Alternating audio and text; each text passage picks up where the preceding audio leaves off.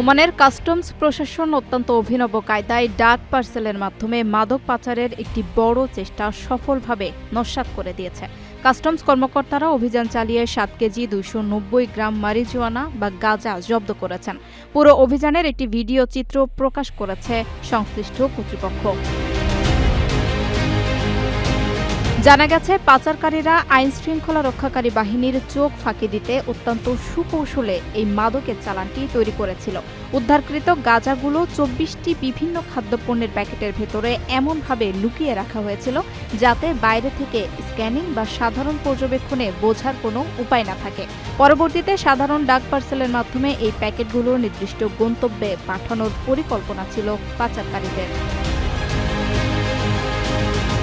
তবে ওমান কাস্টমসের সতর্ক ও দক্ষ কর্মকর্তাদের নজরদারি এড়াতে পারেনি এই চালান। পার্সেলটি তল্লাশির সময় সন্দেহ হলে প্যাকেটগুলো খুলে এই বিপুল পরিমাণ মাদকের সন্ধান পাওয়া যায়।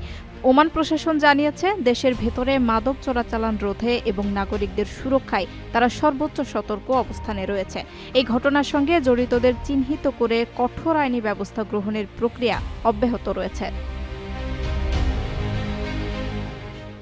আপনার স্বপ্নগুলো আকাশ ছুবে প্রবাসীর হেলিকপ্টারের মাধ্যমে। বিয়ে, জন্মদিন অথবা যে কোনো বিশেষ প্রয়োজনে হেলিকপ্টার ভাড়া করতে যোগাযোগ করুন স্ক্রিনে দেয়া নাম্বারে। প্রবাসীর হেলিকপ্টার, নিরাপদ ও সাশ্রয়ী বাহনের বিশ্বস্ত নাম।